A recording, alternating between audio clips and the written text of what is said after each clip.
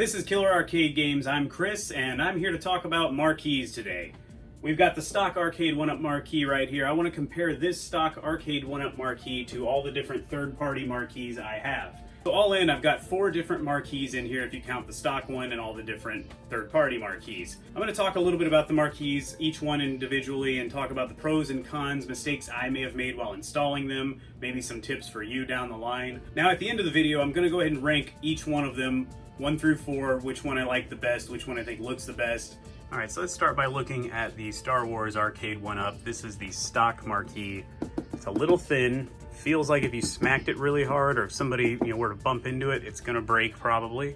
But it's very even light. It's, once again, these cameras just aren't gonna do justice to it. It looks much better in person, but the light is perfectly even. It looks good. It's a little thick, but you probably can't even tell.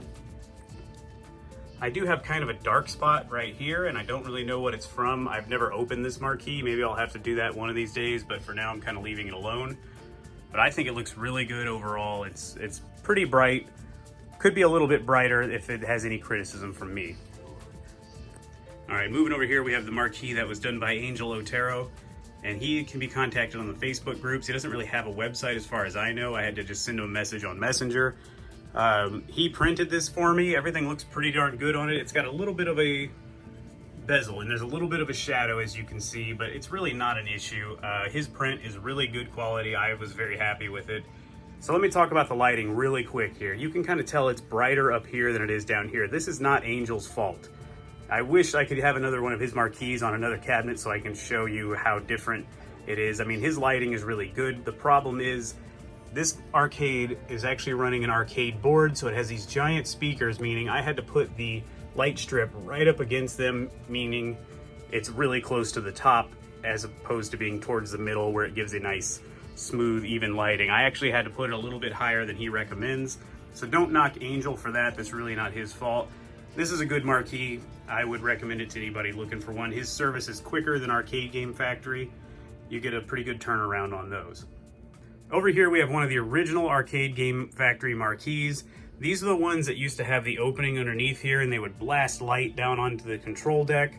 I personally did not like that, and as soon as I got it put in, I installed. You can probably hardly tell, but I put some black vinyl there. It really dampens the light. It was just way too bright. I really did not like that about these original marquees. Some people love the extra light, but I found when I was standing here playing, the light that was coming back up off the marquee was actually blinding to me. So this is one of the old school ones. You can see the screws, and I think that's why Angel's has the border around it. You can't see any screws going in there, but it's not a big deal. I personally never mind that much. There's a little bit of light leak there and a little bit over here, but it's really not that bad in person. Doesn't bother me too much. It does bother others from what I've heard though. He also printed this one for me, and I think it's a pretty quality print. Once again, don't judge it on the camera quality. For some reason, when you have this backlight going, the camera just sees it and it makes it look kind of ugly. But overall, it's a solid marquee. It's really thick as far as a piece of plexiglass goes, or whatever this is made of.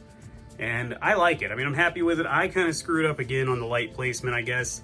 It's really hard to nail the light placement, and we'll talk about that a little bit later, but it's hard to nail the light placement on these because you go too low, you're gonna have a kind of dark spot up top like this. You go too high, you're gonna kind of have too much light up top like this. So this is why I like the next marquee I'm gonna show you even more. So let's move over here and look at my NFL Blitz Cabinets marquee. This one is also from Arcade Game Factory. This is their new model. It's the light box that is for the first gen cabinets, I believe. This cabinet was a Final Fight cabinet. It's been turned into an NFL Blitz cabinet, and this thing is great. Now, I can't really show you exactly how it works, but inside here, they actually mount the light for you on a piece of wood that's back behind the marquee. It sits back there, it slides into a slot right in the middle. It's blasting all the light forward, and it really looks great. This was not printed by Arcade Game Factory. This was printed by Escape Pod. I had them print me a light up marquee version, which was great. The only minor issues I have are apparently there was some problems with the print there and there, but it's really not that noticeable. Now, just like Angel Otero's marquee, there is this little bit of a, I guess, frame around it. It's kind of like a bezel. And as you can see, it does cut off some of the NFL logo there. I don't mind. Personally, this is my favorite marquee simply because you don't have to worry about the lighting mounting. You can put it on there. It's perfect all the time, basically. It's very, very bright. If anything, I'd argue it might even be too bright. You can see it next to the Mortal Kombat. And this thing is just crazy bright, but I think it looks really, really good. Once again, the camera's not gonna do it justice, but looks great. This is my favorite marquee currently. Now you're gonna have some issues with ordering from Arcade Game Factory if you want it immediately. He's a little bit slower on getting these out because they make every one of them to order, and you may be waiting a while. I think I waited 6 weeks for this, but I think it was worth it in the long run. Now just for fun, I'm gonna show you my Killer Instinct cabinet. This one really does need kind of a redo. This marquee has kind of always looked crappy. This isn't just the camera making it look washed out. I'm not gonna say who printed it because I don't wanna trash them. I sent them the file. Maybe the file wasn't that good and it just doesn't look that great, unfortunately. You get up close to it and you can see there's a lot of lines in it. Hopefully I can get it to focus. Yeah, it just kind of looks like it was printed on a sheet of paper and didn't come out that great. Now the Arcade Game Factory did make this marquee. It's their first gen old school one, like the Mortal Kombat 2 cabinet I showed you, but they did not print this print, so don't knock them for it. This was done by someone else, not Escape Pod. I'm not even gonna say who, but I wanna say who did not do it because Escape Pod does sell this art and they did not print it for me. I do need to get a new print done. But once again, you can see I put the light a little too low, so the top part of the marquee isn't very well lit. You can see the screws very clearly, just like the MK2 cabinet, but it's not a big deal to me. If I redo this cabinet, I might change the marquee to one of these new arcade graphics ones. The Blitz Cabinet over here, I think it just looks so good. And if I'm gonna redo Killer Instinct and clean it up a little, I want that thing to really pop. All right, so that's what the marquees are like in detail. Now let me get to my rankings.